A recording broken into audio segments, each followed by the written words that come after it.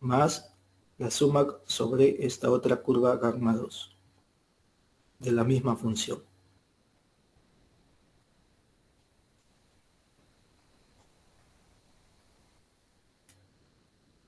¿Ok?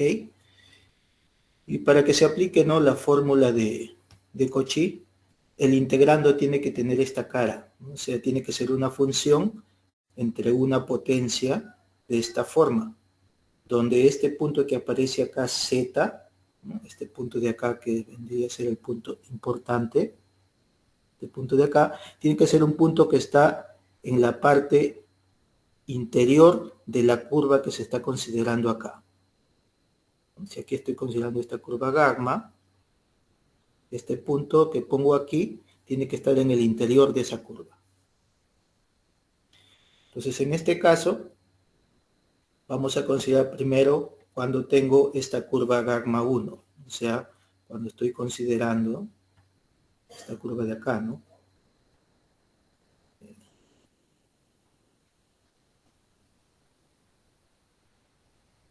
Cuando es esto. ¿Bien? Bueno, aquí no he puesto, pero también parte del propio enunciado. Me dice que acá va a estar, bueno, aquí ya se nota que está el 0, ¿no? Está claro que acá está el 0, en esta parte, pero también parte del propio enunciado me dice que por acá está el 1. ¿Ya? Entonces vamos a aplicar el Cauchy para esta parte. Entonces aquí no tengo el denominador para aplicar Cauchy, tendría que tener nada más z menos 1, entonces nada más se acomoda acá con una propiedad algebraica, ¿no? Entonces nosotros podríamos esto acomodar la integral sobre gamma 1 y acomodar acá el integrando, ¿no? Esto se podría poner como 2z más 1 sobre z y todo sobre z menos 1 al cuadrado. Nada más lo he acomodado, ¿no? Y esto que aparece acá vendría a ser la función a la cual le voy a aplicar Cauchy, ¿no? Entonces f1 de z viene a ser 2z más 1 sobre z. Entonces, ¿qué se necesita para aplicar la fórmula de Cauchy? Necesito, ¿no?, que la función cumpla lo siguiente. La función f, ¿no?, esta función f, se tiene que ser analítica en el interior de la curva y sobre la curva. Entonces, para la función que estamos aquí considerando, ¿no?, esta f1, ¿dónde es analítica, no? A ver, ¿dónde es analítica esta función f1? Alumnos, ¿dónde es analítico f1? En todos los complejos menos el 0. Claro, entonces f1 es analítica en todos los complejos menos el 0, ¿no? Entonces, ¿no es cierto? Va a ser analítico acá dentro de esta curva gamma 1 y sobre la curva gamma 1, ¿no? Por lo tanto, va a ser analítica en el interior de la curva gamma 1, que es esto de acá, y también sobre la misma curva. ¿Ah? Y eso es lo que se necesita para que se pueda aplicar, ¿no?, la fórmula de Cauchy, ¿no? Necesito que la función sea analítica en ese conjunto. ¿Ah? Entonces podemos aplicar Cauchy acá. Entonces esto de aquí va a ser igual, ¿no? Aquí hay una constante, ¿no? Como es aquí está el cuadrado, voy a aplicar la fórmula con la primera derivada. ¿No? Acuérdense aquí cuando es la derivada de orden n en un punto, esto de acá es n factorial sobre 2 pi i la integral, ¿no?, z o s menos z a la n más 1. Entonces acá, como está con 2, va a ser el caso cuando n es 1, ¿no? Y aquí sería simplemente n factorial, que es 1, queda 2 pi, esto pasa acá al otro lado, entonces simplemente me estaría quedando, ¿no?, la derivada de orden 1, evaluado en el punto que voy a considerar este punto de acá, 1, derivada de orden 1, pero de esta función, ¿no? Y aquí el 2pi pasa a multiplicar. Entonces nada más quedaría eso.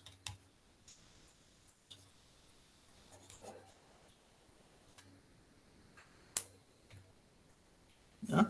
F1, ¿no? También se puede escribir así, ¿no? F1, aquí puedo ponerlo como 2 más 1 sobre z. Entonces la derivada de F1 en cualquier punto de 0 sería menos 1 sobre z cuadrado. Por lo tanto, la derivada en 1, que es lo que quiero, ¿no? Sería pues menos 1. Entonces, por lo tanto, reemplazando esto aquí, tendríamos que esto sería, ¿no? Menos 2 pi por i. Entonces, eso sería el valor, ¿no? De este primer integrando, ¿no?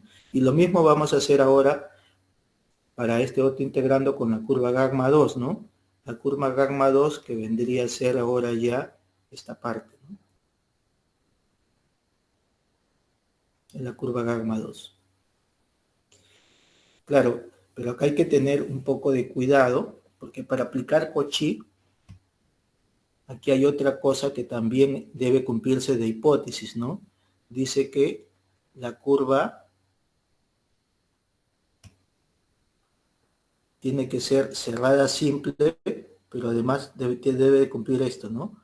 Positivamente orientada. O sea, la curva tiene que estar orientada en sentido antihorario para aplicar Cauchy. Esta fórmula que aparece acá es cuando esto está orientado positivo. Si esto hubiese estado orientado negativo, nada más hay que ponerle acá un menos adelante, ¿no? Entonces aquí si vamos ahora para esta curva gamma 2, ¿no? Esta curva gamma 2, esta es la orientación. Esto viene así. O sea, está orientado en sentido horario. O sea, está orientado en sentido negativo. Entonces, esta integral se puede aplicar la fórmula, pero con signo cambiado, ¿cierto? Entonces tendríamos acá lo siguiente.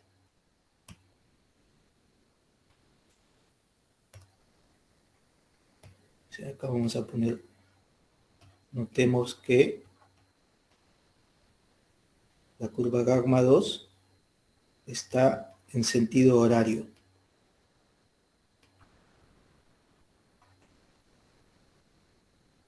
O sea que está negativamente orientada. Bien, entonces voy a volver acá a escribir esta función que aparece acá en el integrando de acá. Pues tengo acá la integral sobre gamma 2 y el integrando también lo vamos a acomodar, ¿no? Entonces aquí lo puedo acomodar como 2z más 1 sobre z menos 1 al cuadrado y todo sobre z, ¿ya? Diferencial de z. Entonces mi función para este caso vendría a ser esta de acá. Esta va a ser la función f2, digamos. O sea, tengo acá que f2 de z es esta función, ¿no? 2z más 1 sobre z menos 1 al cuadrado. ¿Dónde es analítica esta función? ¿Ah? Alumnos, ¿dónde es analítico esta función?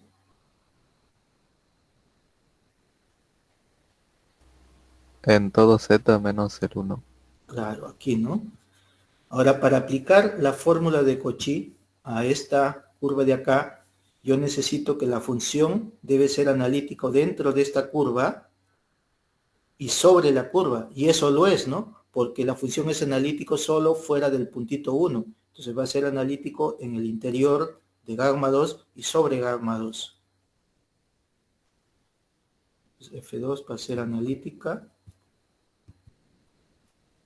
en el interior de gamma 2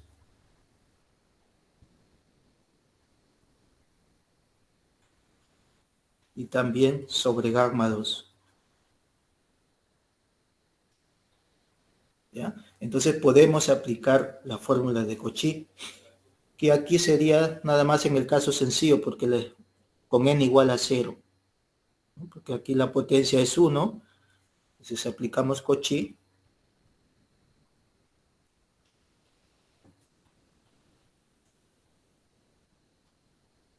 en el caso que n vale 0. Y acuérdense que aquí tengo que estar en sentido horario, ¿no? Entonces va a ser la fórmula usual, pero con menos adelante. Con n igual a 0, entonces sería la función, que es f2, evaluado en 0, y aquí había un factor 0 factorial sobre 2pi, y el 2pi pasa acá a multiplicar. ¿Ya? Entonces esto sería, ¿no?, aplicando Cauchy.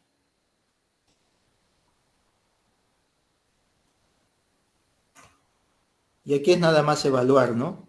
¿Cuánto sería la función f2 evaluado en 0? Si evalúo en 0, acá queda 1, ¿no? Entonces esto sería nada más menos 2pi.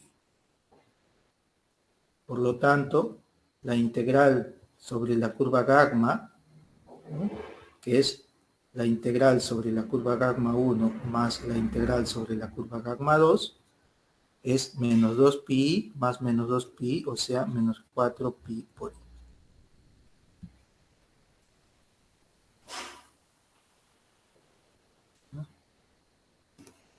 ¿Alguna pregunta? ¿Está todo claro?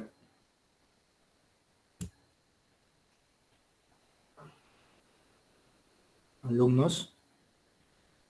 Profesor, disculpe una consulta. ¿Cree que Sí. del lápiz virtual que tenga le pueda subir un poquito el, no sé si contraste? Grueso, Sí, más porque grueso. se ve un poco delgado Ah, en bueno, el ya está plano bien. bien. Sí, sí. Ok. ¿Está claro? Sí, Ok, profe. ok.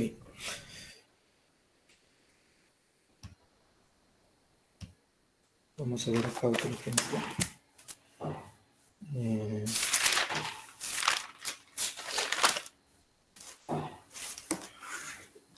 a todo esto también les voy a compartir yo después, ¿no?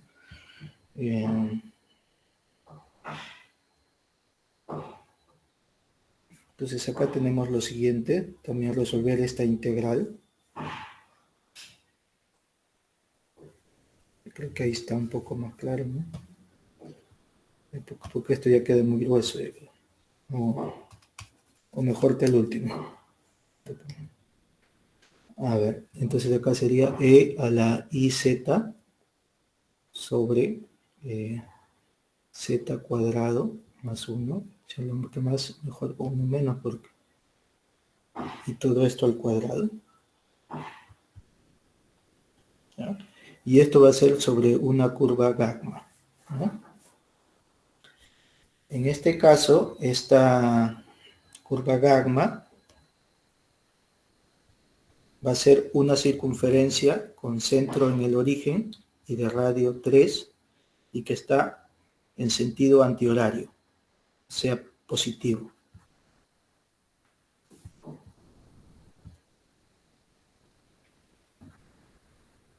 ¿no? O sea, algo así, ¿no? Por acá tenemos, digamos, el plano complejo.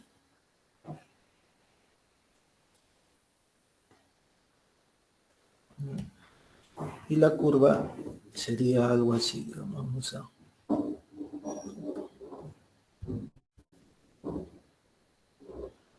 Pongamos que sea una circunferencia, ¿ya? En sentido positivo.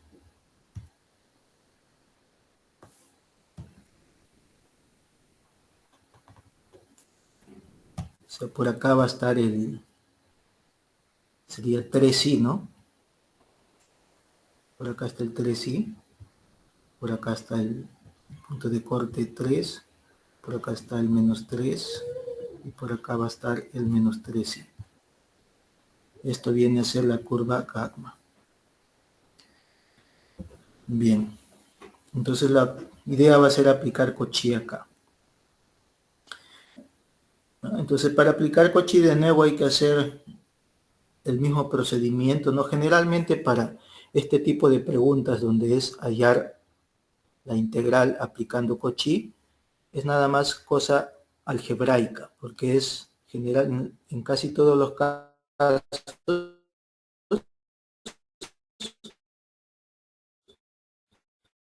que aparece en cochino, que es esta de acá. Bueno, aquí sería algo así, ¿no? Entonces, para llevarlo así, acomodar el integrando para que me quede de esta forma. ¿Ok? Bueno, y eso ustedes ya saben porque es lo mismo que hacen en cálculo integral cuando pasan a fracciones parciales. ¿Ah? Entonces acá voy a acomodar el denominador. Pueden hacer, ¿no? Eso normalmente se hace colocando coeficientes, resolviendo ecuaciones, bueno, o en este caso como es sencillo, podemos así manipular directamente de acá. Primeramente esto de aquí se puede escribir como una diferencia de cuadrados, el denominador, ¿no?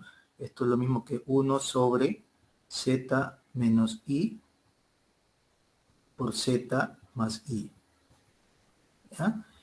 Y esto de aquí, pues como son lineales, las constantes se encuentran rápidos, ¿no? Esto yo puedo ponerlo como 1 sobre, principio para, después cambio el 1, menos 1 sobre z más i. Y cuando pongo así, aquí me quedaría z más i y z menos i, se van los zetas y menos i queda 2i. Entonces para que se balancee hay que multiplicarlo por, si tengo acá 2i, 1 sobre 2i. Entonces acá multiplicaríamos por 1 sobre 2i. ¿Ok?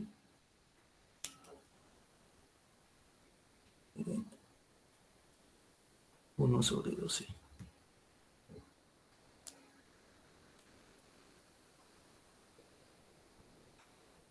¿Ya? Y ahora sí lo acomodamos como está acá al cuadrado, ¿no? Entonces esto está al cuadrado, elevo al cuadrado, elevo al cuadrado y elevo todo al cuadrado.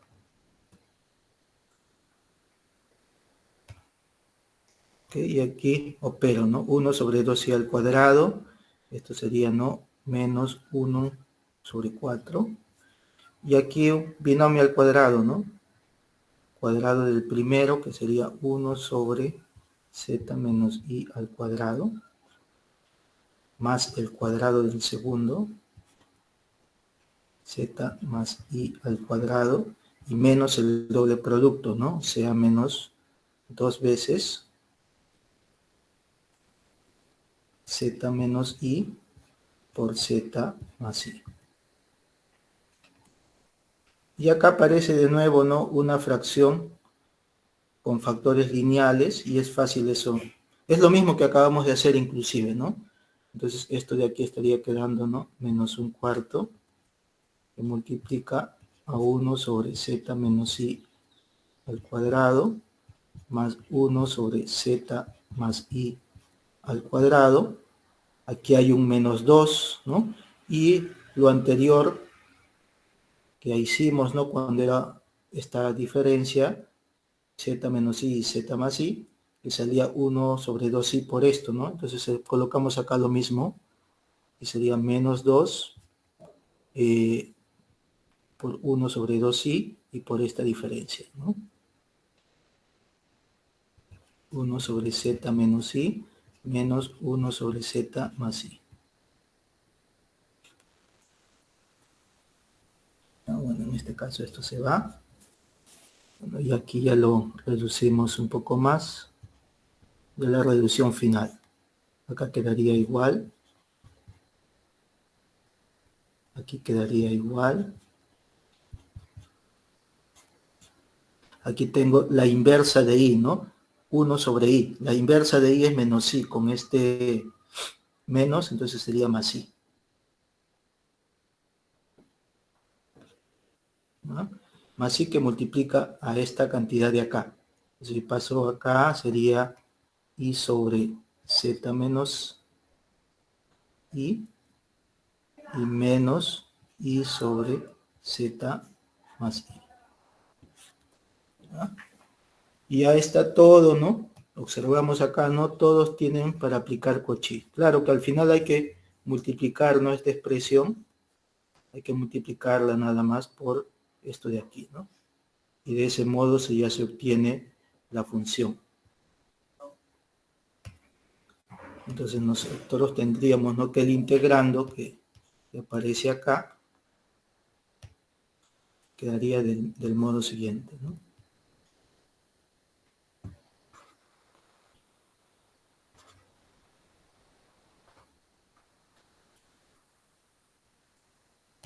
Aquí quedaría, ¿no? E a la I z sobre z cuadrado más 1 al cuadrado va a ser igual menos un cuarto por E a la I z sobre z menos I al cuadrado más E a la I z sobre z más I al cuadrado más I por E a la I z sobre z menos I menos I por E a la I z sobre z más I. ¿No? Y aplicamos la fórmula de Cauchy. Entonces, si nosotros observamos, ¿no? La fórmula de Cauchy es evaluar en un punto. Entonces, por la forma en que han quedado las expresiones, ¿en qué puntos es que evaluaríamos la fórmula de Cauchy, ¿no? Aquí, ¿no? En I y en menos I, que son puntos que justo están acá dentro de esta circunferencia, ¿no? O sea, hay que evaluar al final en I y en menos I. Por acá va a estar el punto I, digamos, ¿no? Y por acá va a estar el punto menos I. Y ambos son puntos interiores. Y ahora la función que está apareciendo en todos los casos es la exponencial. Esa función es entera, entonces yo puedo aplicar Cauchy en cualquier sitio, ¿no? Considerar cualquier circunferencia y aplicar Cauchy. Que la función, el integrando, es para esta función, ¿no? Que es entera. ¿Ya? Entonces podemos aplicar sin ningún problema Cauchy. ¿No? Bien, entonces aplicando ya Cauchy aquí con varios exponentes, ¿no? Tengo acá la integral sobre gamma de E a la IZ sobre Z cuadrado más 1 al cuadrado diferencial de Z. ¿Ya? Y yo ya voy a escribir todo lo que ustedes van a acreditar nada más. Voy a colocar la integral a todo esto. ¿Ya? Esto de aquí sería, y sacando las constantes, ¿no? Y eso es lo de menos un cuarto por la integral sobre la curva gamma de E a la IZ sobre Z menos I al cuadrado de Z menos un cuarto por la integral sobre gamma de E a la IZ sobre Z más I al cuadrado, ¿no? Después, ¿no? Más 1 sobre, bueno, el I yo lo estoy poniendo acá abajo, ¿no? De 1 sobre 4I gamma de, para dejar en todo sea la IZ, ¿no? Esto acomodo. Pero esto es nada más ya acomodar. Y por último, ¿no? Como son 4 sumandos, el último es con menos. Menos 1 sobre 4i, ¿no? También el i de arriba lo estoy bajando. Entonces, e a la IZ sobre z más i diferencial de z. Entonces, en todos los integrandos es la misma función, ¿no? Por eso estoy sacando las constantes. Entonces, es la misma función, que es una función entera. Entonces, en cualquier sitio puedo aplicar Cauchy. No hay ninguna restricción.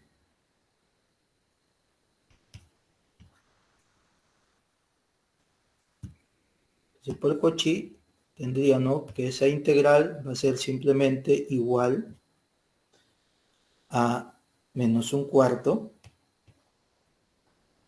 ¿ya? La función es esta. Como acá está con el 2, voy a hacer la fórmula con la primera derivada. Entonces sería, ¿no? 2pi, y aquí el gamma ya está en sentido antihorario, o sea, va a salir igual, ¿no? Sin cambiar el signo. Entonces aquí quedaría 2pi por i, por la primera derivada de esta función, o sea, la derivada de la función e a la iz. Derivo esto y voy a evaluar dónde, en i.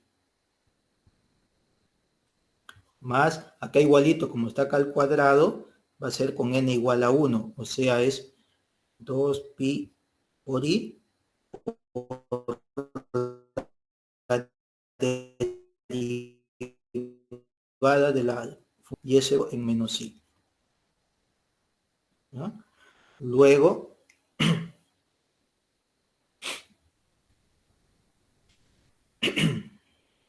aquí en estos dos voy a tal vez factorizarle 4pi, ¿ya? Para separarlo, y va a ser más 1 sobre 4pi, ¿ya? Y aquí aplico la fórmula de Cauchy usual, ¿no? O sea, con n igual a 0, es evaluar la función. Sería 2pi por i por la función evaluado en i. La función es esto. Si e a la iz lo evalúo en i, me queda e a la menos 1, ¿no?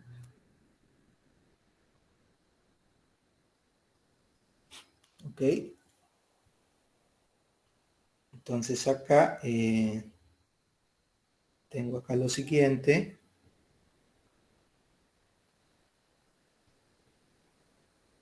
Menos, ¿no sería acá? 2pi por i. Y esto de aquí evaluado en menos i. Si evalúo en menos i, quedaría e a la 1. Entonces quedaría así. Ok. Bueno, y de ahí simplemente ya pues queda esto operar, ¿no? Si es que no se ha pasado ningún signo, aquí nada más queda operar y ya me va a salir la función, ¿no? Porque aquí, claro, hay que derivar y operar, ¿no? Entonces aquí si derivamos me quedaría 1/4, 2pi por i. Derivada de e a la iz, ¿cuánto es? Es i por e a la i z, evaluado en i, o sea, e a la menos 1. Más 2pi i, la derivada de e a la iz, que es no i, por e a la iz evaluado en menos i, quedaría e a la 1. Más 1 sobre 4i, y acá ya está para evaluar nada más, ¿no? 2pi i por e a la menos 1, menos 2pi i por e. ¿Ya? Entonces el i se puede ir de acá, ¿ya? Y aquí también queda constante, va a quedar con el signo menos, ¿no? Aquí voy a cancelar el 4 también. Entonces aquí me estaría quedando, por ejemplo, con este menos, aquí menos 1, con este menos, o sea, pi por e a la menos 1. Bueno, aquí revisen de todos modos, ¿ya? Aquí quedaría con este menos, aquí quedaría entonces más pi por e. Aquí quedaría entonces, aquí aquí me está faltando algo. Aquí es un medio queda, ¿no? Todo por un medio. Aquí igual queda un medio. Se va este i, entonces quedaría pi por e a la menos 1 menos pi por e. Entonces reduciendo ahí, quedaría el valor de esta integral. ¿Ok? ¿Está claro?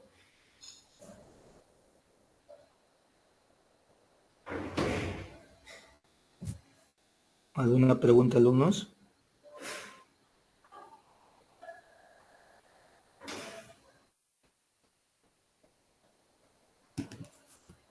¿Alumnos? Todo claro, profe. Ok. Entonces denle una revisada de todos modos acá cosas de los signos, ¿no? Ok.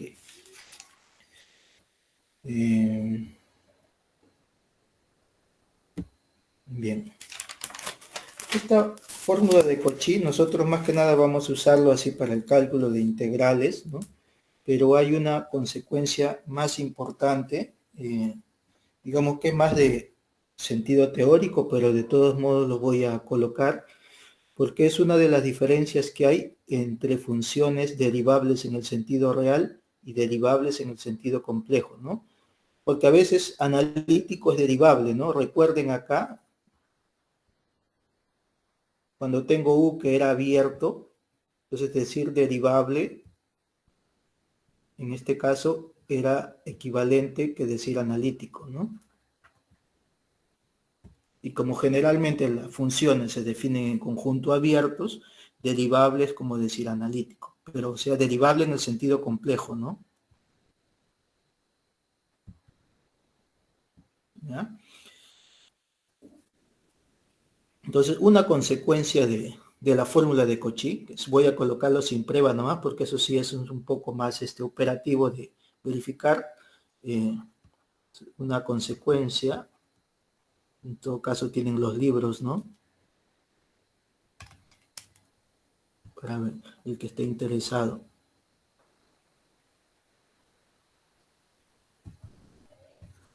De la fórmula de Cauchy.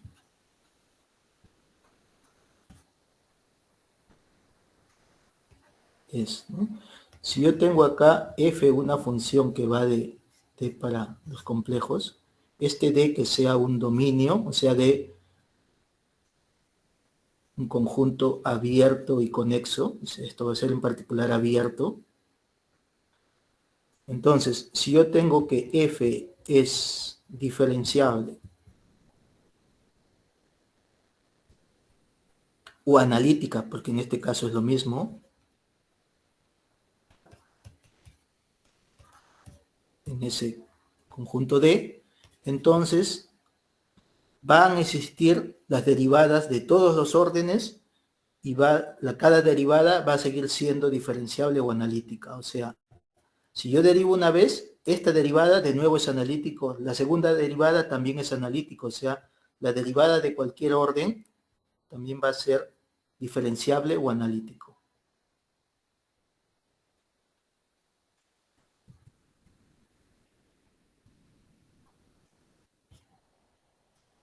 Y esto es para todo K. O sea, si una función en un conjunto abierto es derivable o es analítico, entonces tiene las derivadas de cualquier orden. Y eso ya no vale para funciones reales, ¿no? En cálculo deben ustedes haber visto, ¿no? Una función que solo tiene la primera derivada ya no tiene la segunda, ¿no? O una función que tiene dos derivadas y ya no tiene la tercera, ¿no?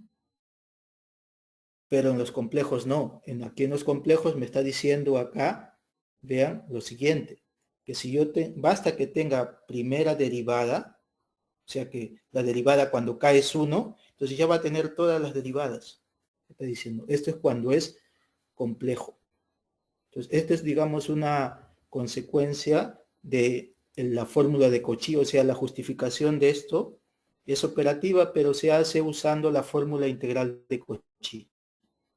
Y acá es una diferencia entre la derivada en el sentido real y derivada en el sentido complejo, ¿no?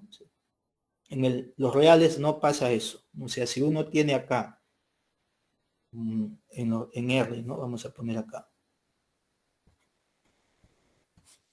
Si yo tengo otra función, digamos, aquí voy a ponerle h para que no se confunda, que va de un intervalito, que en este caso estoy en la recta, ya puedo poner acá un intervalo cualquiera,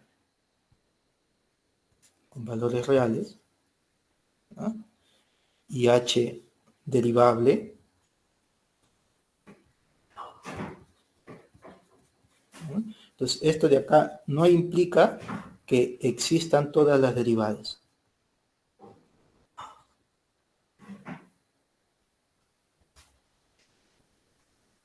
No vale esto. Pero en los complejos sí vale. Basta que tenga la primera derivada, ya tiene todas. Es lo que está diciendo esto. Entonces, esto es una diferencia del cálculo, digamos, diferencial real con el cálculo aquí complejo. ¿Ya? Es una diferencia importante de la variable real con la variable compleja. ¿Okay? Bien. El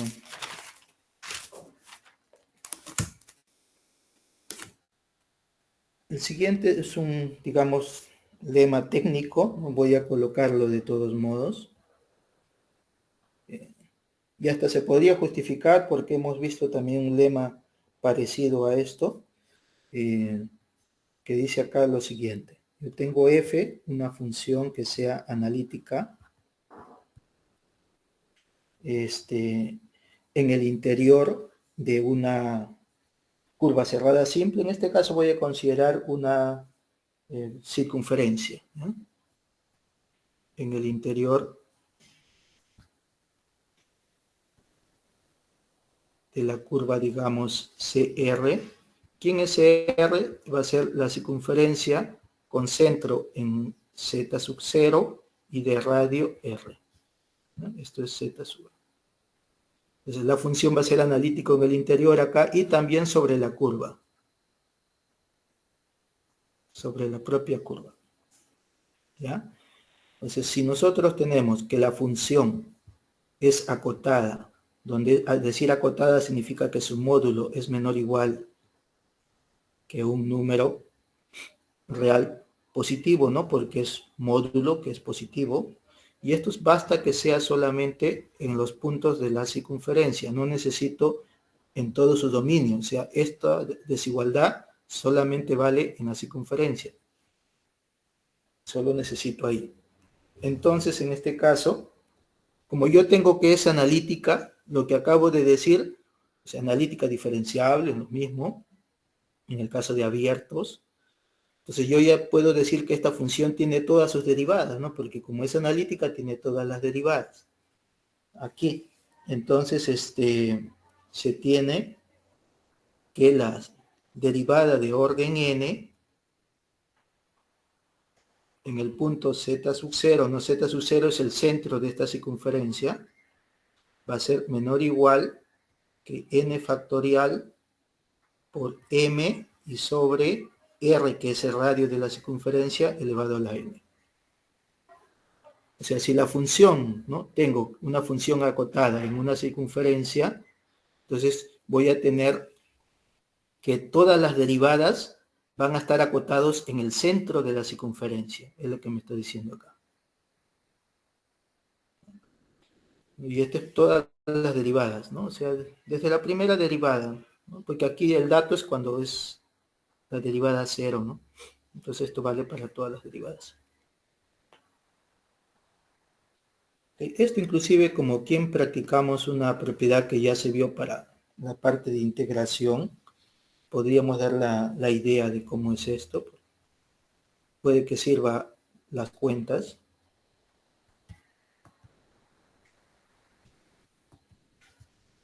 Y no es complicada la justificación. ¿Ya? Bien. Entonces aquí vamos a, como tengo acá de dato, ¿no?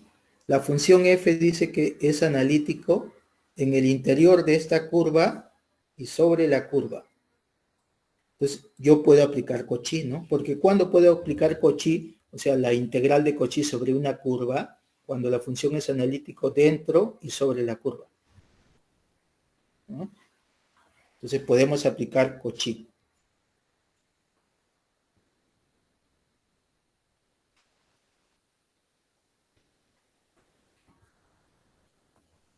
En la curva aquí CR. O sea, Cauchy general, ¿no? O sea, el que acabamos de ver de las derivadas de orden n, ¿no? O sea, que yo tengo acá una circunferencia, ¿no? Con centro en z sub 0, esto es c sub r. Claro, para aplicar Cauchy la considero positivamente orientada.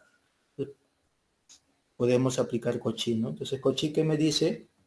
Que la derivada de cualquier orden en un punto interior cualquiera, en este caso, en este de aquí, va a ser igual a n factorial sobre 2pi por i, la integral sobre esta curva de la función sobre s menos el punto que yo escogí aquí, ¿no? Que es z sub 0. Como acá está derivada de orden n, entonces esto tiene que ser a la n más 1. ¿Ya? Y ahora nosotros habíamos visto un resultado que cuando yo tenía una función que era acotada sobre una curva y tenía la longitud de la curva, yo tenía una cota para el integral, ¿no? O sea, recordemos esto.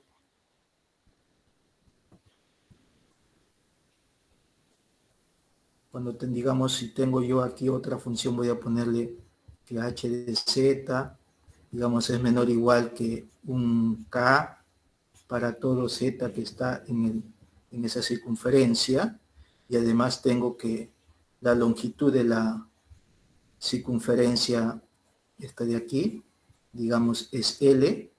Entonces nosotros vimos lo siguiente, que la integral sobre esta curva en general, ¿no?, de la función, su módulo era menor o igual que la cota de la función que era k por la longitud de la circunferencia que es L, ¿no? Esto es lo que nosotros hemos visto antes. Pues eso podemos aplicarle ahora para esta función, ¿ya?, como el h. ¿Ya? De todo esto vamos a verlo como si fuese el h. Entonces vamos a acotarlo, ¿no? El f lo tenemos acotado por dato, que es esto de aquí, en justamente la circunferencia. Entonces nosotros tenemos, ¿no?, que esto de aquí, el f de s, en módulo, es menor o igual, dice que m para todo s que está en la circunferencia. Y ahora, ¿no?, como estos puntitos de acá justo están en la circunferencia, también tenemos que en la circunferencia, ¿cuánto sería este módulo, ¿no?, de s menos z sub 0?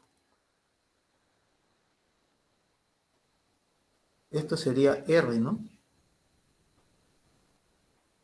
para todo eso que agarro en r, cr, ¿no?, porque justo es la distancia que hay de la circunferencia, del punto de esto que está en la circunferencia al centro, ¿no?, es r.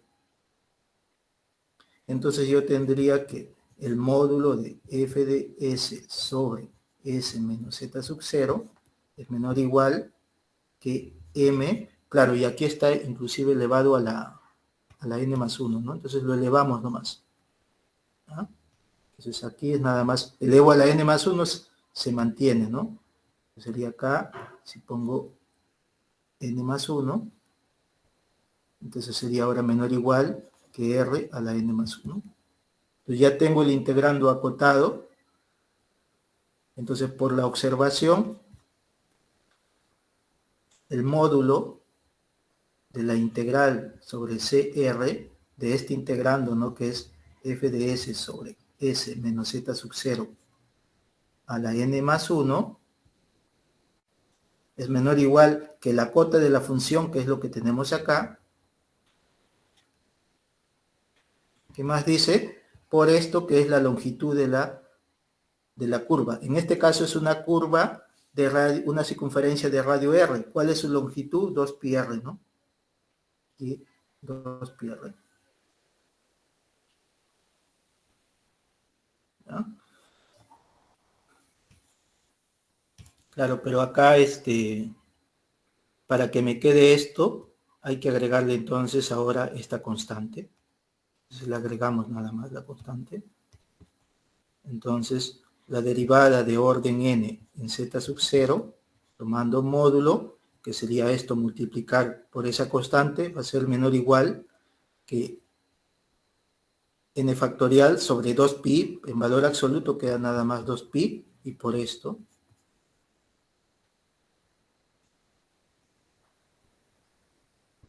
este va con este, un r se cancela con uno de acá, y me quedaría n factorial por m y sobre r a la n, que es lo que está acá.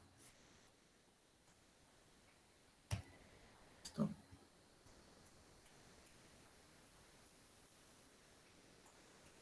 ¿Ya? Entonces, si yo tengo que la función está acotada sobre una circunferencia, en general es sobre una curva cerrada simple, entonces la norma del la derivada de cualquier orden en el centro de esa circunferencia está acotado con esto, ¿ya? Este es un lema técnico, pero que, digamos, sirve para justificar un teorema clásico del análisis complejo de la variable compleja, que es el teorema de Morera.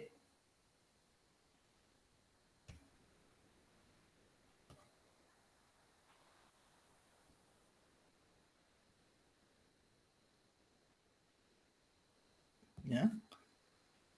Que me dice que si yo tengo una función entera y acotada, tiene que ser constante. O sea, las únicas funciones enteras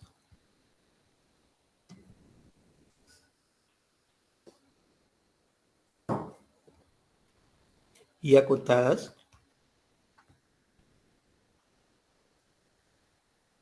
son las constantes.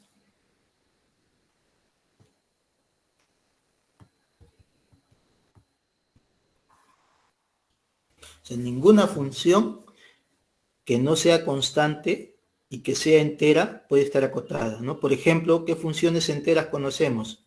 El seno de z. Esto yo no puedo decir, como en el caso real, que es menor o igual que 1. Si este es complejo, esto no va a estar acotado nunca. Otra función, el coseno. Entonces, no puedo decir yo esto que va a ser menor o igual para todo z. No vale.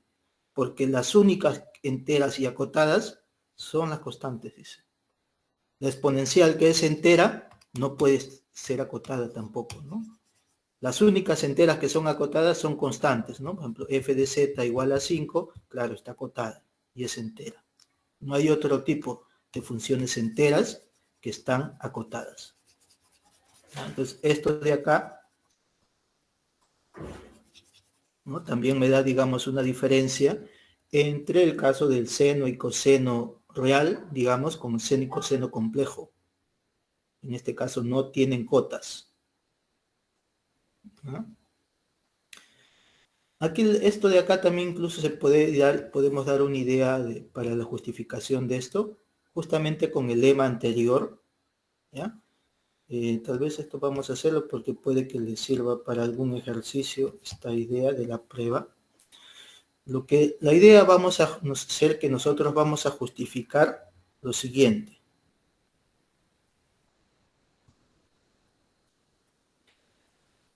Que la derivada de una función va a ser 0 para todo valor. Entonces esto va a implicar, ¿no? Como este conjunto es conexo, que la función es constante. Entonces nosotros lo que vamos a justificar es esto, que la derivada de cualquier orden y en cualquier punto debe de ser 0. Entonces, y eso de ahí lo hacemos justo con el lema que acabamos de hacer, ¿no? Entonces nosotros cogeríamos un punto cualquiera, o sea, arbitrario, cualquiera, ¿no? Porque esto tiene que ser para todo, ¿no? Entonces voy a ver la derivada 0 en cualquier punto, ¿ya? Y ahora voy a aplicar lo del lema, ¿no? Entonces voy a considerar una circunferencia con este centro y de un radio. Entonces voy a considerar CR, la circunferencia, con centro en este punto y de radio R, ¿ya?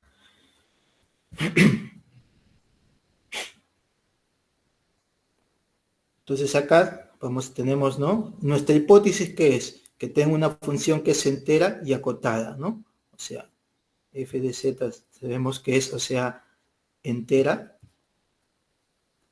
y acotada. O sea, f es derivable o analítica en todo el plano complejo y es acotada. Entonces f va a ser analítico dentro de esta circunferencia y sobre la circunferencia, ¿no? Porque es entera. ¿Ah?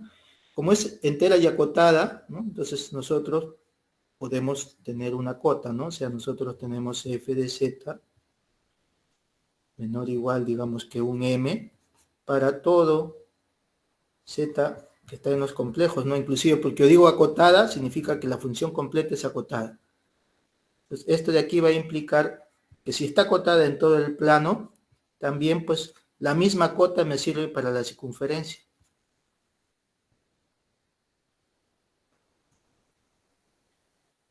¿No? Y es lo que necesito para aplicar el lema que acabamos de ver. Entonces, por el lema, ¿qué me dice? Que la norma de la derivada de cualquier orden, en este caso yo voy a aplicar cuando el orden es 1. Digamos, por el lema, con n igual a 1. Entonces, nada más yo voy a considerar acá la primera derivada. Evaluado en el centro de la circunferencia, su módulo, que dice el lema es menor o igual que m, ¿no? Lo que acabamos de poner, por n factorial, o sea, por 1 factorial que es 1, sobre r a la n. Tengo eso. ¿No? Y ahora acá, simplemente lo que hacemos, como esta r puede ser puede escogerlo cualquiera, ¿no ves que la función es entera? Entonces yo puedo escoger la circunferencia que quiera, puedo escogerlo con el radio que quiera. Esto siempre va a valer para cualquier r, ¿no? Esto vale para todo r. Claro, positivo porque es radio, ¿no? Entonces yo puedo tomar límite acá cuando r tiende para infinito, pues, ¿no? Tomando límite de esto, ¿no? Del módulo. Esto ya son límites de números reales, ¿no? Porque esto es un número real. Límite de esto, cuando r tiende para infinito, menor o igual que el límite de esta constante por r a la n, cuando r tiende para infinito. R, ¿no? Y esto va a 0. Entonces, ¿qué quiere decir? El límite de la constante, ¿cuál es? Pues como esta es una constante, su límite es lo mismo, ¿no? Entonces significa que esto de acá, menor o igual que 0, tiene que ser 0, ¿no? Porque también es mayor o igual que 0. Pero si el módulo de un complejo es 0, el complejo es 0. ¿Ok? Y este, ¿no? Era un punto cualquiera. Entonces, ¿qué es lo que acabamos de acá ver? Que la derivada es 0 en cualquier punto. Entonces, ¿esto qué va a decirme? Que la función f tiene que ser constante.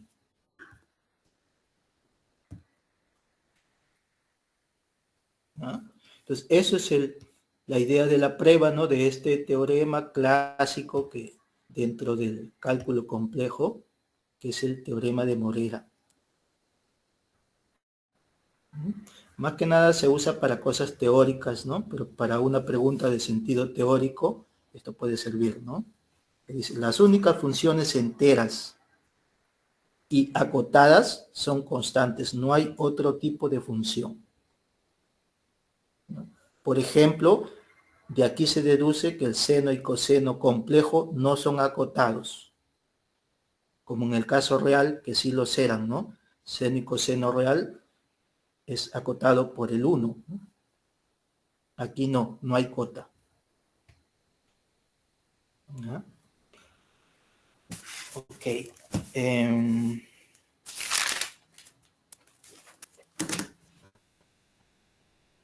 A ver, vamos a ver cómo estamos. Quiero ver el tiempo más que nada acá.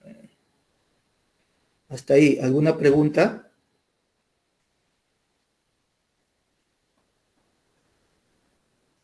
¿Alumnos?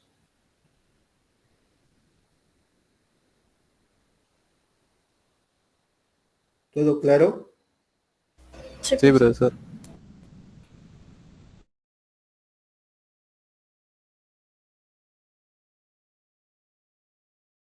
Vamos a empezar ahora con la parte de sucesiones y series de números complejos, ¿no? Y de una vez definir también serie de potencias y serie de Taylor, ¿no?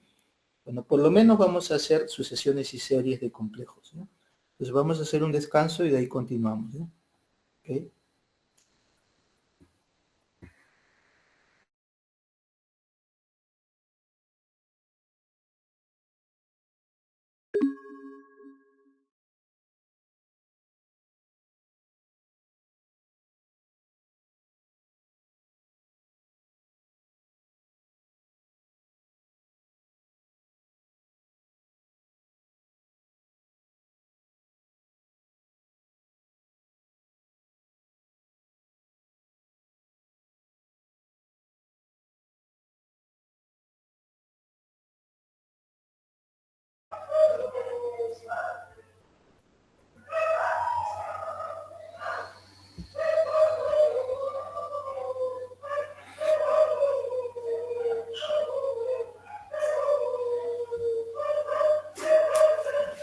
Alumnos, vamos a retomar la clase. Se supone que ya se estoy compartiendo ahí. Un momento, vamos a empezar con una grabación. Acá.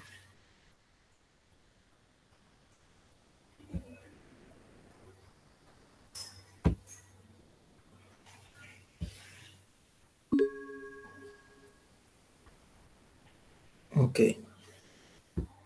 Ahí se ve y me escuchan, ¿no?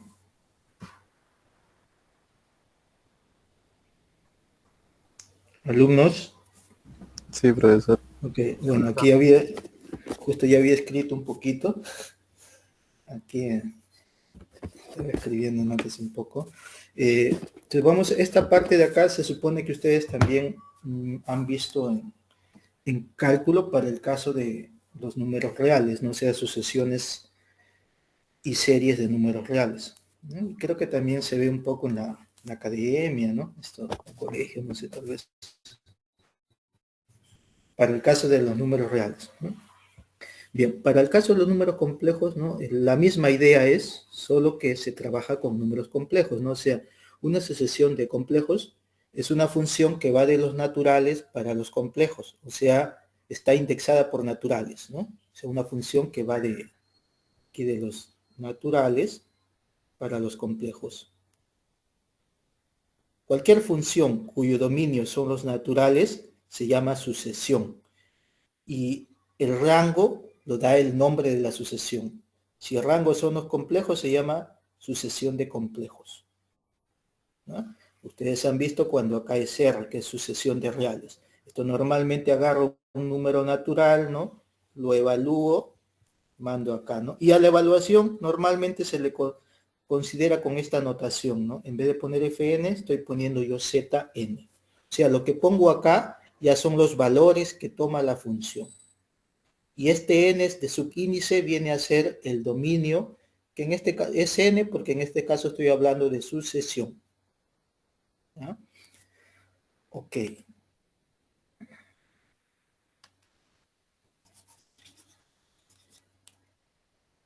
Entonces, como en este caso no los términos de la sucesión, o el término enésimo, que también se llama acá así, son complejos, ¿no? Entonces, cada elemento de la sucesión tiene esta forma, ¿no? Su parte real y su parte imaginaria, ¿no? Y estos de acá ya son números reales, ¿no? Entonces, al igual que las sucesiones reales, aquí también se habla de convergencia de sucesiones complejas, ¿no? Entonces, ¿qué significa que una sucesión converja a un número complejo A más y B? Es lo mismo decir que significa que el límite exista, ¿no? Cuando existe el límite de una sucesión, que es un número complejo, no significa que cuando los valores de n son suficientemente grandes, ¿no? Los valores que toma acá la sucesión, o sea, Zn, están cerca de este número complejo. Es la misma idea intuitiva del límite. O sea, se significa que para n grande, Zn está próximo a esto, ¿no? Para n muy grande, bien grande, Zn está próximo de esto de acá. Digo próximo es que su distancia es pequeña, o sea que esto de acá está sucediendo. Si el n es bien grande, la diferencia que hay entre el valor de la sucesión y el valor del límite es chiquito. Es la misma idea intuitiva del límite cuando tiende al infinito. Es la idea intuitiva. Aquí, lo bueno de aquí que nosotros, que nos va a ahorrar bastante en las cuentas, es que vamos a tratarlo esto en el fondo como si fuese reales, ¿no? Por la siguiente, esto podemos ponerlo como proposición, la verdad, porque la definición es lo que yo acabo de borrar. Esto ya sería como una propiedad, ¿no? Que me dice que la sucesión Zn converge a este número complejo A más y B, sí, solo sí, porque es lo mismo, significa, ¿no? Si su parte real converge a A y su parte imaginaria converge a B. Por ejemplo, si yo tengo acá esta sucesión de números complejos, donde el término enésimo es 1 sobre n más i, Esto puedo escribirlo, ¿no?, en la forma cartesiana, o sea, parte real, parte imaginaria. Esto es la inversa de un complejo, ¿no? Pero la inversa de un complejo, ¿a qué es igual, no? Esto es z conjugado sobre la norma al cuadrado, ¿no? Que es lo que estoy aplicando acá. Entonces multiplico arriba por el conjugado y divido sobre la norma al cuadrado de n más i, que es n cuadrado más 1. Ahora divido, esta vendría a ser, ¿no?, la parte real y aquí la parte imaginaria. Entonces, ¿qué me dice esta proposición? Que esta sucesión converge a este número complejo si la parte real converge aquí a la parte real y la parte imaginaria a esto. Entonces, lo que hacemos es tomamos el límite de la parte real de n sobre n cuadrado más 1, cuando n tiende para infinito, y esto ya es límite de sucesiones de números reales, lo que ustedes ya saben de cálculo. ¿Ah? ¿Cuánto es este límite de n entre n cuadrado más 1 cuando n tiende para infinito?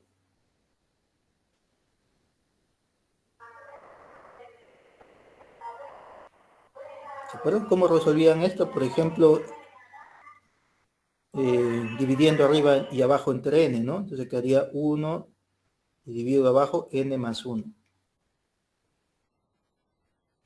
Ahora, ¿cuánto es este límite cuando n tiende para infinito? 1 entre algo grande, ¿a dónde va esto? A 0. A 0. Entonces esto es 0. Y del mismo modo, también se ve que el límite de 1 sobre n cuadrado más 1, que es la parte imaginaria, ¿no?, con el menos inclusive, ¿no?, acá hay con menos. Esto de acá también es 0. Entonces, la proposición me dice, por lo tanto, que el límite de esta sucesión de números complejos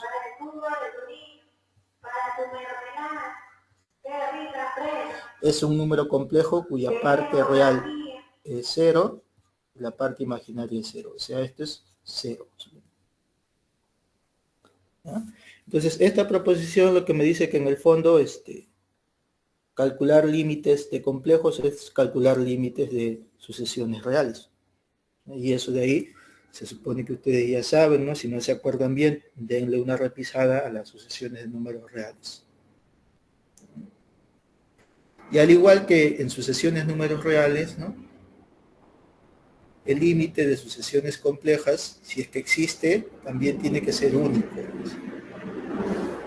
¿No? En general, el límite de todo, ¿no?, si es que existe, es único, ¿no? Porque esa es la idea del límite, ¿no? Límite significa que cuando n está grande, la sucesión se acerca a un punto, pero se acerca solamente a un punto, no se acerca a varios puntos, ¿no?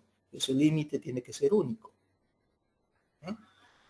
Por ejemplo, acá tenemos algo clásico de, puedes colocar algo así como que sea función, que tenga que ver con funciones periódicas o alternadas también, ¿no?, donde va cambiando el signo también sirve, ¿no? Por ejemplo, aquí estoy considerando esta sucesión e a la i n por pi medios, o sea que por la fórmula de Euler es esto, ¿no? ¿Ah? Entonces vamos a justificar que este límite no existe. O sea, si este límite exista, ¿qué significaría? Que cuando n es grande, esto se acerca a un único punto, pues, ¿no? Entonces voy a escoger valores de n grandes de una forma y de otra, ¿no? Por ejemplo, primero voy acá a considerar cuando los valores de n son múltiplos de 4. Así es.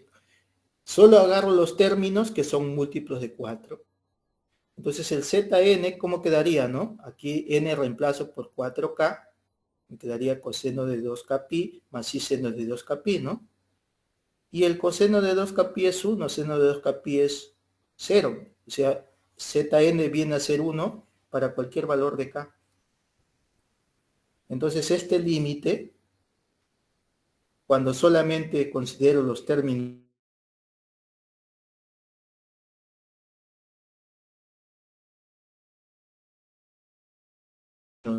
de los términos que son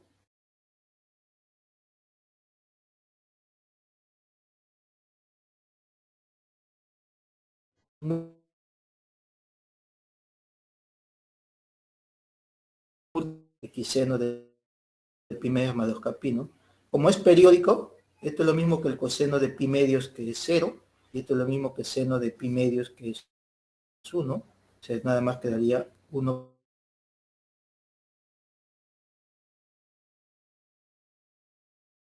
por i, y de ahí. Y eso es para todo k. Esa es la sucesión. Cuando solo agarro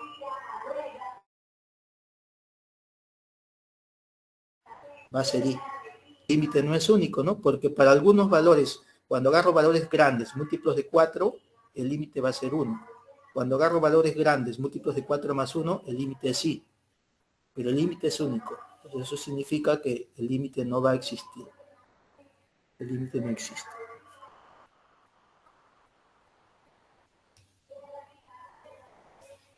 Bueno.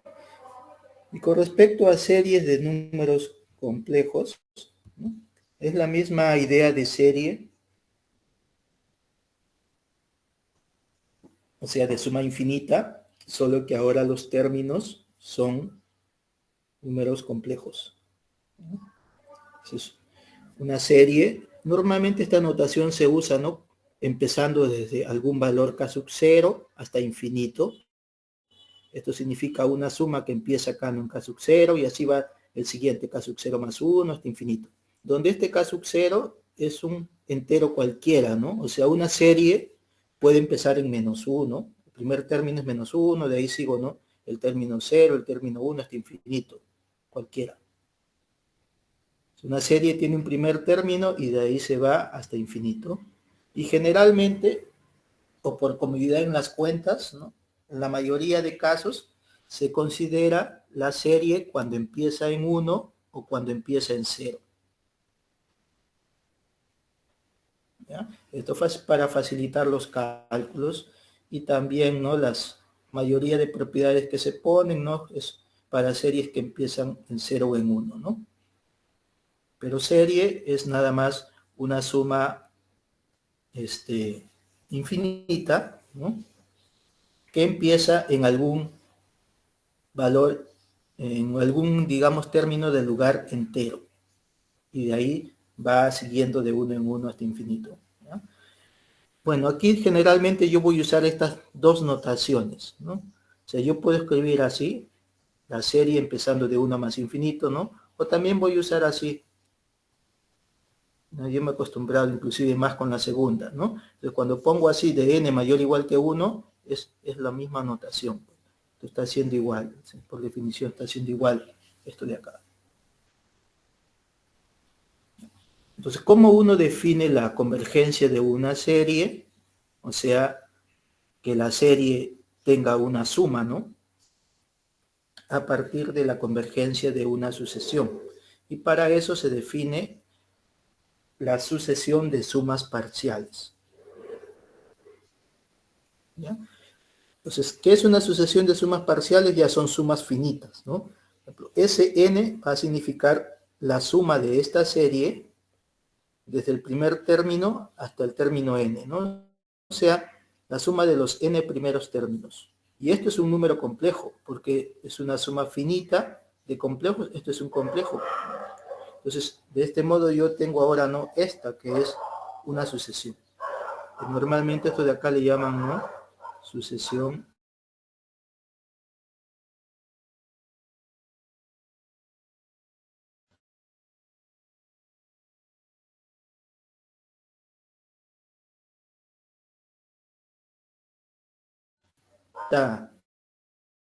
serie, o sea que la serie tiene suma, o sea que converge a este número complejo, si y solo si el límite de la sucesión de sumas parciales es ese valor, ¿no? Entonces eso significa que una serie converja a un valor complejo, significa que la sucesión de sumas parciales tiene límite y justo es ese valor. Es la misma definición de, ¿no? de convergencia que se ve para caso real, ¿no? O sea, en general esto es de convergencia de cualquier tipo de serie, ¿no? Una propiedad, ¿no? que valía en los reales, ¿no? y que sigue valiendo aquí, que es que me dice que si yo tengo una serie que es convergente, o sea, si esta serie converge y converge para L, entonces necesariamente su término enésimo tiene que tener límite y el límite tiene que ser 0. O sea, si converge, el término enésimo tiene que irse para 0. Y normalmente esto lo usan en la contrarrecíproca, ¿no? Porque esto dice que converge implica que esto es 0.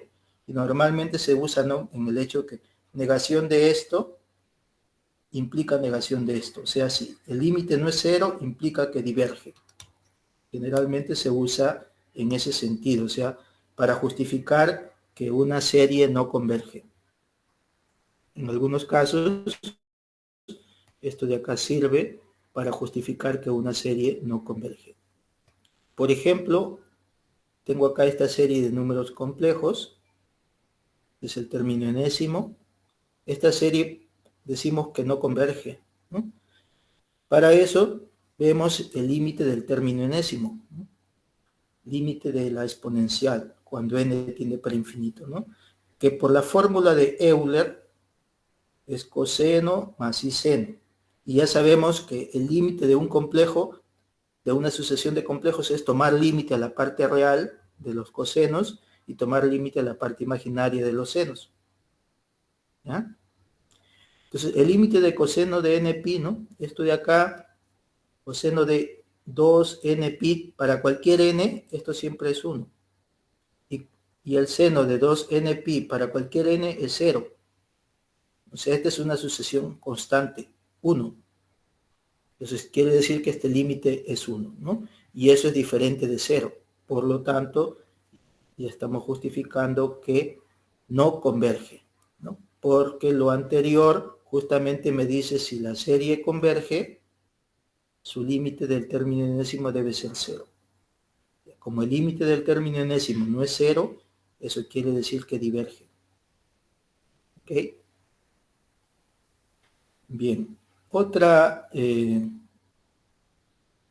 definición que aparece en series, cuando uno habla de convergencia, es la convergencia absoluta, o que converge absolutamente. Entonces vamos a decir que la serie de complejos, aquí está empezando en algún lugar, ¿no? Puede ser, este es lo de menos, ¿no? Puede ser acá cualquier término. Vamos a decir que esta serie converge absolutamente si la serie de sus módulos es convergente. ¿Ya?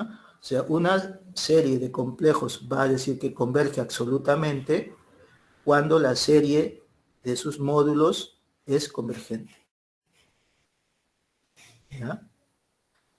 Y aquí, digamos, una proposición o propiedad conocida entre los dos tipos de series, ¿no? O sea, que convergen y convergen absolutamente, es el siguiente, ¿no? Si yo tengo una una serie que converge absolutamente, pues esto va a implicar que la serie converge. Convergencia absoluta de una serie implica convergencia normal. O sea, absoluta implica convergencia normal. Pero recíproco no es cierto, ¿no? Y se supone que esto de acá ustedes ya han visto también en su curso, en algún curso de cálculo, que deben haber visto series de números reales, porque en el fondo, ¿no?, una serie de números reales también es una serie de complejos, ¿no? Porque tenemos que los reales son complejos, ¿no? Entonces esto es algo que ya se conoce inclusive para los reales, ¿no? Que el recíproco no es cierto, o sea, puede haber series que convergen, pero que no convergen absolutamente. Y un ejemplo clásico es esta serie de acá, que normalmente le llaman esto serie alternante, ¿no? Esto acá incluso tiene un nombre, esta serie de acá, alternante. Estoy empezando en 1, de menos 1 a la n por 1 sobre n. Esta serie converge en el sentido usual por el criterio de Leibniz. ¿Se acuerdan ustedes del criterio de Leibniz? Esto se supone que se ve en cálculo real, ¿no? De variable real. Podemos acá, tal vez recordar acá, vamos a escribir por acá.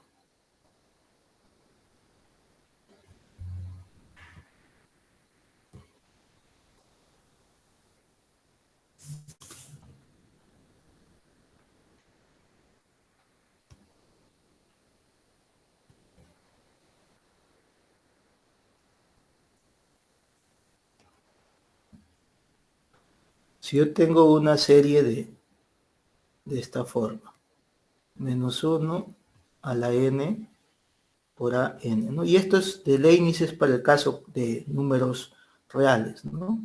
En este caso a sub n son números reales y mayores o iguales que 0. Si yo pongo mayor o igual que 0 ya es real, ¿no? Porque estoy comparando. Si yo tengo acá que esta sucesión es decreciente, ¿no? O sea que a n más 1 menor o igual que a n para todo n, y que el límite de a n es 0, esto implica que la serie converge.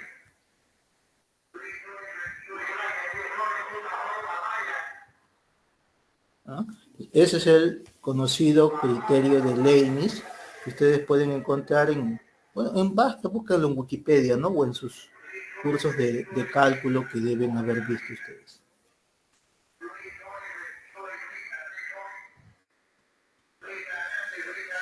Cuando tengo una serie alternante, estos términos son mayores o iguales que 0, y la serie es decreciente. Aquí parece que hay un menos, ¿no? Esto no es un menos. Acá. Decreciente.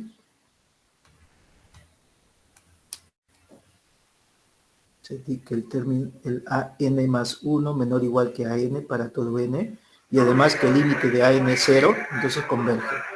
Y eso es lo que aquí, digamos, se ha aplicado, ¿no? En este caso, el a n es 1 sobre n. 1 sobre n es decreciente, porque a medida que el n va siendo más grande, 1 sobre n se hace más pequeño, es decreciente, es positivo. 1 sobre am tiende para 0, ¿no? 1 sobre n tiende para 0, cumple esto. Entonces, por el criterio de Leibniz, esto de acá converge. ¿Ya? Sin embargo, esta serie, ahora, absolutamente, ¿o no? O sea, si yo tomo módulo o valor absoluto en este caso, me quedaría simplemente la serie 1 sobre n. Y esta es una serie conocida que no converge, ¿no? Tiene el nombre, ¿no? La serie armónica. Esta serie de acá. Es un ejemplo clásico de serie que diverge, ¿no? La serie armónica.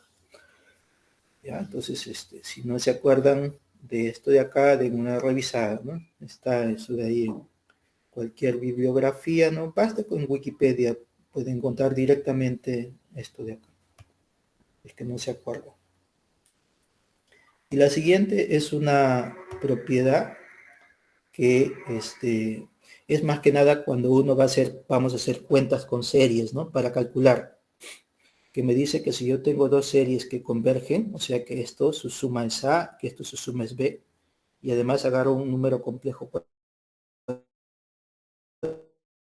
cualquiera, me dicen las dos primeras que las series convergentes se comportan la suma de cada una de las series, ¿no? O sea, es como decir que la serie separa la suma, ¿no? La serie de z sub n más w sub n es el límite de la primera, que es a, más la segunda, que es b. O sea, separa en una suma. Y si también acá hay un escalar, sale, ¿no? Cuando la serie es convergente. Y esto, ¿no? Que también ya es solo para los complejos de acá. Cuando yo considero la serie de sus números conjugados ahora, eso va a ser el conjugado del límite de acá, ¿no? O sea, es como decir que el conjugado entra, es lo que está diciendo acá. O sea, cuando las series son convergentes, se separa la suma, saca los escalares, el conjugado entra y sale, eso es lo que está diciendo estas tres propiedades.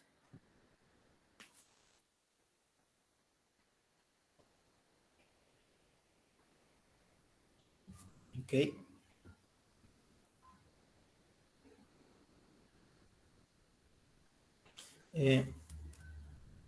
Aquí recordando, ¿no?, algunos criterios de convergencia, que son los mismos que aparecen para el caso de los números reales. Al primero de acá, normalmente le llaman a esto, le suelen llamar criterio de la razón.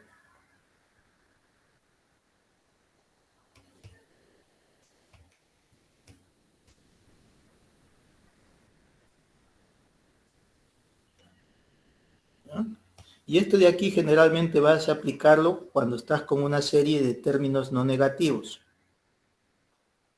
porque vamos a necesitar dividir. Entonces, esto te dice si el límite de los módulos del término del lugar n más 1 entre el término del lugar n, si este límite es L, entonces se tiene las siguientes afirmaciones.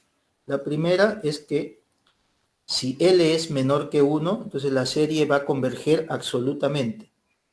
Y acuérdense, como converge absolutamente, también converge, ¿no?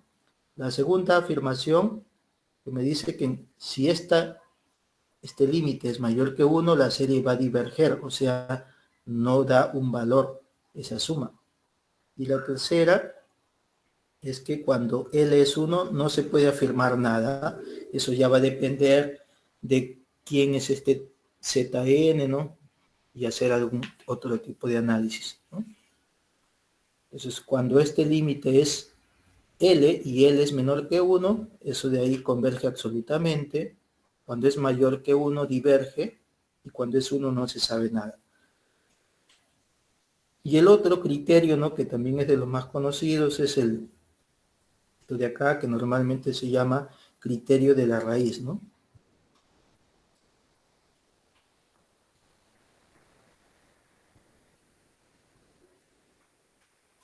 ¿Ya? Y aquí, pues puede ser 0 inclusive, no hay ningún problema, porque solamente yo voy a analizar el límite, aquí es cuando n tiende para infinito, ¿no?, de la raíz enésima del módulo. ¿Ya?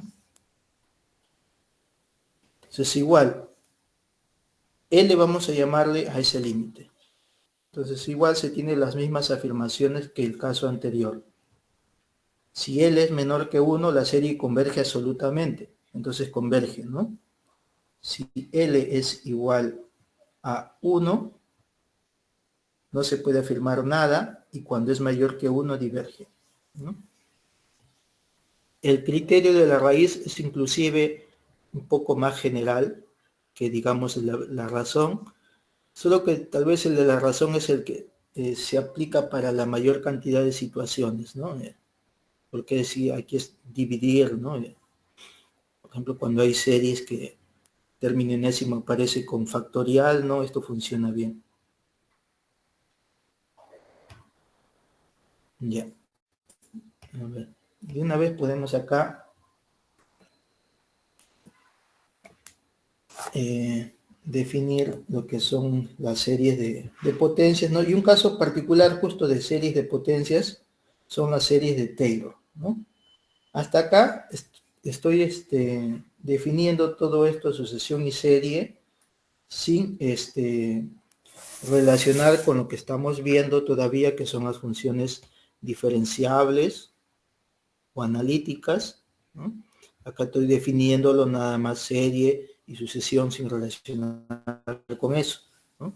Cuando uno empieza a relacionar, ahí es donde vamos a empezar con la serie de Taylor o con la serie de Loring, ¿no? Pero en general, serie de potencias es algo, digamos, más general que serie de Taylor, que es un caso particular.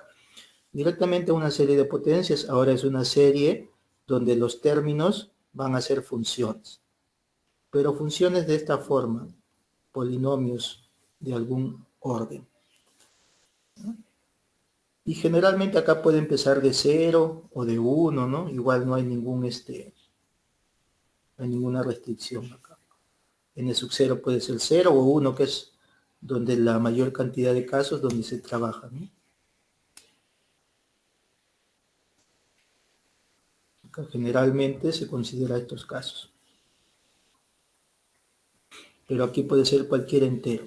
Puede empezar de 5, de 10, ¿no? Pues, lo que hace que una serie converja o diverja es la cola, ¿no? No es, porque cuando uno tiene varios términos, digamos que empiecen 5, el 6, el 7, y así, lo que hace que esto dé un valor exacto es la cola, es esto. O sea, si esto de aquí ya converge, me da algo, entonces ya todo va a converger, porque esto de aquí, como es finito, esto siempre existe ya. Lo que hace la convergencia y divergencia es esto, es la cola. Por eso no es tan importante dónde empieza la serie, porque lo que determina su convergencia o divergencia es esto. Son desde algún término cualquiera hasta para adelante.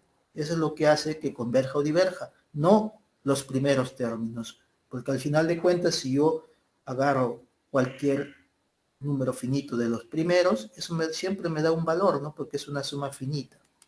¿Ah? Okay.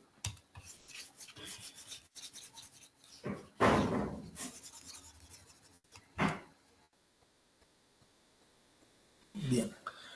Entonces, una serie de esta forma, esto se llama una serie de potencias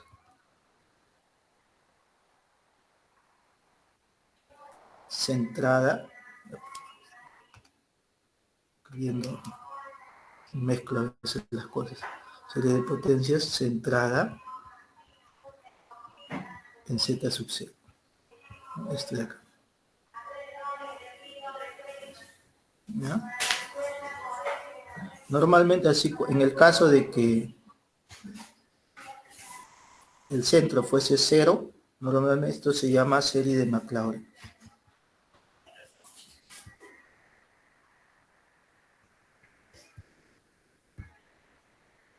¿Ya? Entonces aquí ya son funciones los términos, ¿no? Porque un término es esto, an por z menos z sub 0, esto es una función, un polinomio, ¿no? Entonces aquí yo estoy sumando funciones, es una serie de potencias y es una serie de funciones, porque los términos son funciones. ¿Ya? Pero sigue acá definiéndose igual de convergencia, divergencia, todo eso funciona del mismo modo. ¿Ok? Pero cuando uno tiene aquí este tipo de series de potencias, su convergencia tiene una forma bien específica, ¿no? Porque la convergencia de las series de potencias se van a determinar siempre en, digamos, círculos de algún centro y con un radio. O sea, aquí siempre va a existir, por ejemplo, en este caso, que estoy con el centro en z sub 0, yo voy a tener, vamos a suponer que esto sea una circunferencia, ¿ya?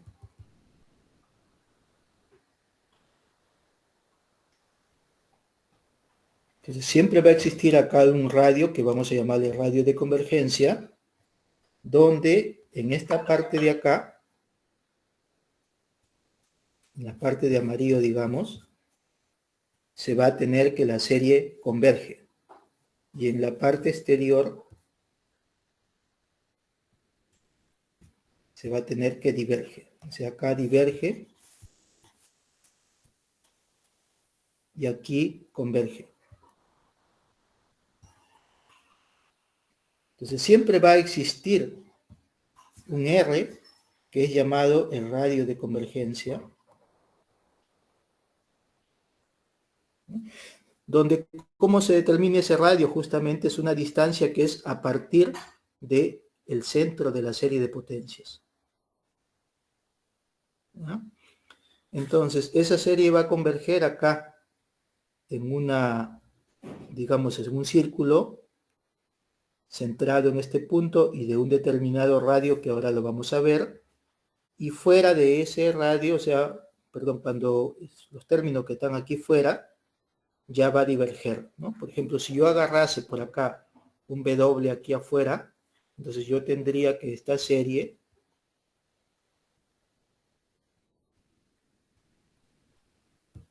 diverge. Si agarrase por acá, digamos, un U adentro, ¿no? Entonces voy a tener que esta serie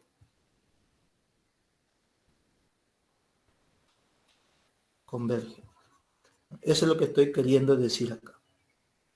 Entonces, esa particularidad tienen las series de potencias, que están bien determinadas dos regiones, una de convergencia y otra de divergencia. Y eso es determinado por un valor que es el radio de convergencia. Entonces, esto de aquí es importante, ¿ya? Y lo bueno es que el radio de convergencia justamente se puede determinar a partir de este término AN, ¿no? Al final es aplicar el criterio que hay de la raíz o de comparación o de la razón para los números reales, ¿no? ¿Ya? Porque esto de aquí, tal vez lo podemos ver acá.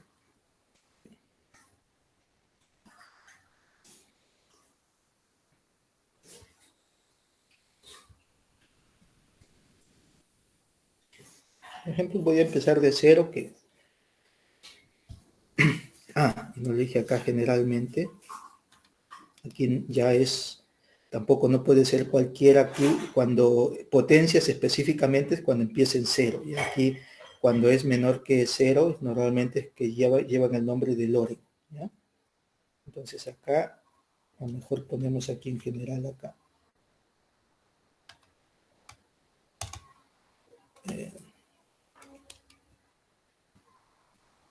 Esto desde un n sub 0 hasta infinito, donde n sub 0 es mayor o igual que 0. Y generalmente se consideran estos dos casos, ¿ya? Puede también empezar de cualquier término positivo, ¿no? Potencias, o sea, es cuando aquí los exponentes son enteros no negativos, o sea, por lo menos empieza en 0, ¿ya? Bien, estamos acá. Bien, entonces esto yo lo puedo ver como una serie al final de esta forma, ¿no? Pensándola de este modo. Entonces, ¿cómo se analizaba la convergencia de aquí? Con el criterio de la raíz. Por ejemplo, yo podría aplicar, ¿no? Todo esto de aquí vendría a ser como aquí estoy elevando. A veces pongo arriba o abajo, ¿no? ¿Ya? Entonces, todo esto vendría a ser como si fuese el WN. Yo podría aplicar la razón acá, ¿no? ¿Cómo era la razón? Uno tomaba el límite de WN más 1 en módulo entre módulo de WN. Y salía un L, ¿no? Cuando L era menor que 1, converge. Entonces aquí aplicamos lo mismo. Se podría considerar el límite en módulo de el lugar n más 1, o sea, a n más 1 por z menos z sub 0 a la n más 1. Claro, esto cuando vale cuando es diferente de 0, ¿no? Esto sería cuando estos a n son diferentes de 0 para pasar a dividir. Entre a n z menos z sub 0 a la n, ¿no? Cuando n tiende para infinito, ¿no? Y esto es el L. Claro, acá con esto cancela, y al final esto que me estaría quedando, ¿no? El límite de a n más 1 en módulo entre a n en módulo, y aquí cancelo y solamente me quedaría este módulo.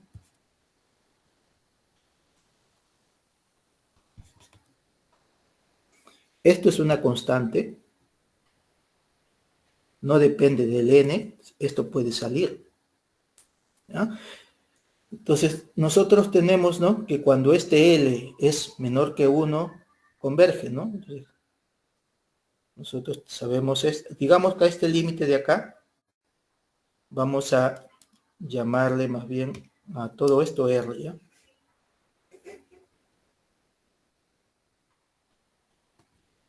Como el límite depende de L, de N, esta constante puedo considerarla parte, ¿no? Entra y sale del límite. Esto de acá va a ser R.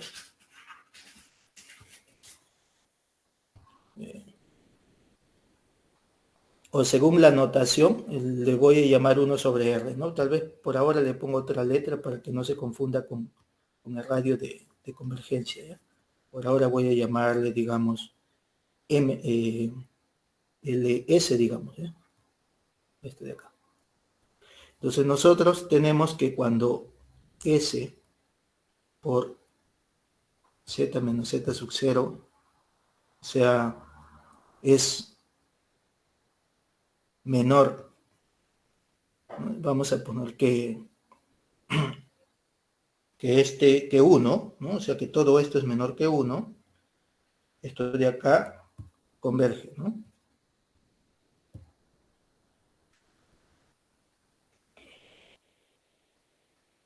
Despejamos ahora esto.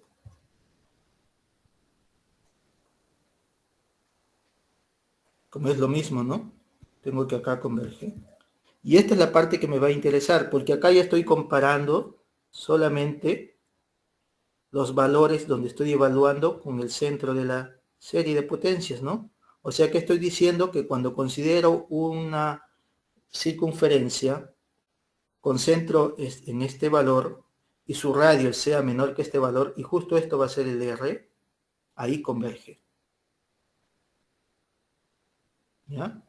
Entonces, ¿cómo se va a determinar el R? El R va a ser la inversa de S. ¿Y quién es S? Justamente este límite. Entonces, de aquí me sale, ¿no?, cómo determinar justamente el R. Entonces, al final en la práctica,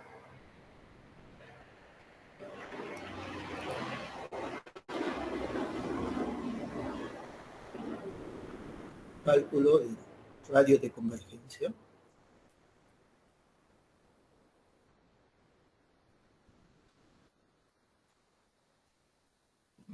Tengo acá una serie de potencias.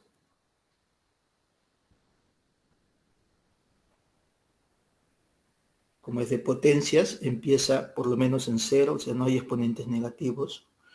¿Ya? Entonces, en el caso de que los términos estos fuesen diferentes de 0, se puede calcular con el criterio de la razón, ¿no? Entonces, 1 sobre R va a ser igual al límite del módulo de AN más 1 entre AN. Como es diferente de 0, puedo dividir esto. O sea, el valor de este límite es la inversa del radio de convergencia. ¿Ya? Este R, ¿no?, puede ser desde 0 hasta infinito. Por ejemplo, cuando este límite sale 0, quiere decir que el R es infinito, ¿no? Y en general, para cualquier n, también se puede calcular el radio de convergencia con esta fórmula del criterio de la raíz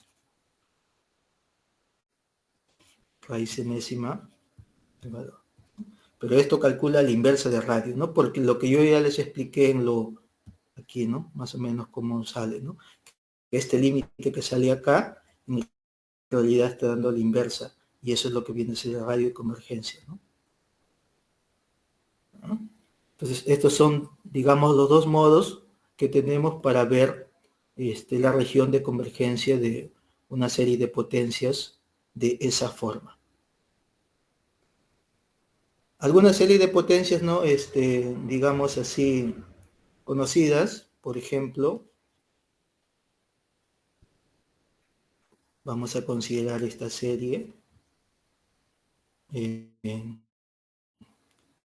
que vendría a ser como una serie de Maclaurin, ¿no? Cuando el z sub 0 es 0, ¿no?, sobre n factorial, ¿no? En este caso, ¿no?, este es el n.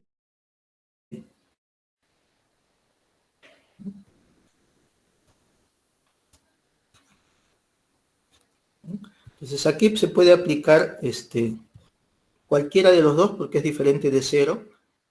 Como hay un valor absoluto, generalmente funciona mejor el de comparación o el de la razón también. así que se llama así. Entonces aplicamos esta formulita. Entonces, 1 sobre R viene a ser el límite del AN más 1, o sea, 1 sobre N más 1 factorial. No necesito ya poner módulo porque esto es positivo. Entre 1 sobre N factorial. Que esto sería, ¿no?, el límite de N factorial sobre N más 1 factorial. ¿Cuánto es este límite? ¿Alguien?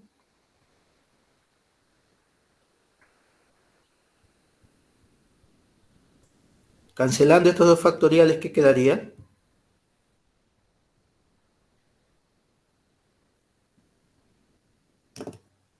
Alumnos, ¿qué me da este cociente?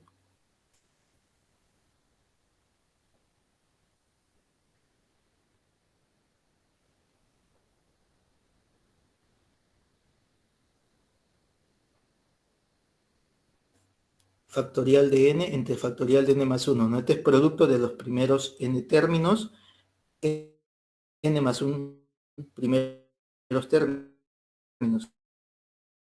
Se simplifico y me queda esto, ¿no? Esto quedaría 0. Entonces la inversa es 0. Eso va a significar que el radio de convergencia es más infinito. Entonces, ¿qué quiere decir? Que esta serie va a converger en todos los complejos, en el plano complejo. O sea, centrado en el origen y de radio infinito, ahí converge. Entonces, ¿no?, esta serie de acá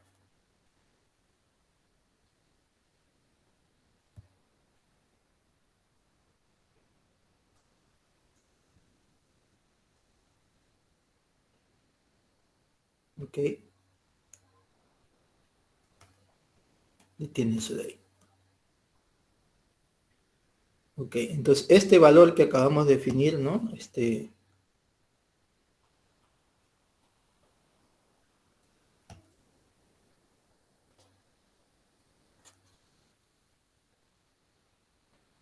el valor R determinado anteriormente es llamado justamente el radio de convergencia.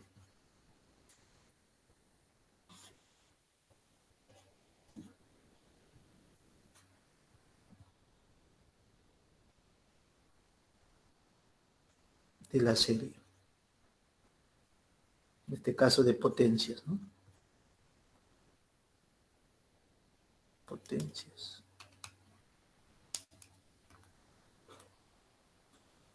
¿No?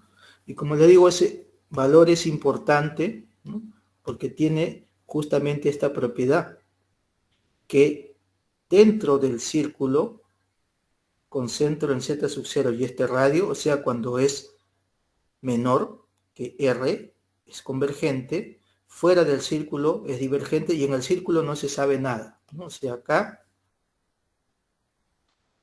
aquí en este caso, círculo, aquí no se sabe nada.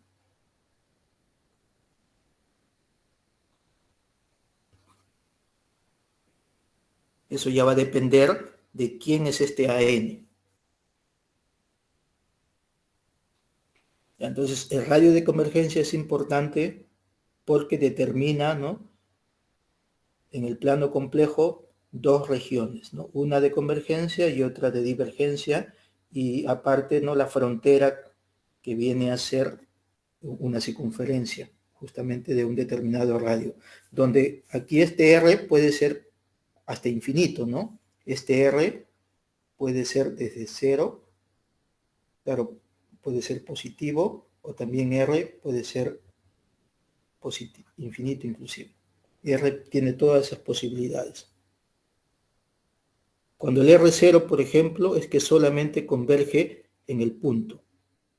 Siempre va a converger en el punto, ¿no? Porque miren, si tú converge en el punto, si reemplazo z por z sub 0, esto es 0, y esto siempre converge, ¿no? O sea, por lo menos siempre va a converger acá en el centro.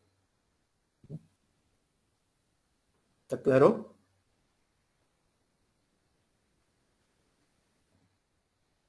¿Preguntas?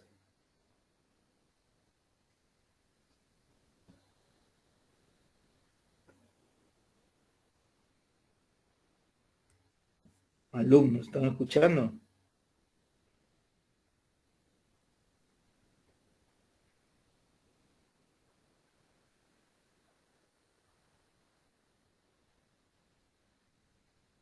Sí, profe, todo bien. Está claro. Ok, Pues. ok. Bueno, tal vez por ahí nos vamos a quedar ya. Continuaríamos mañana.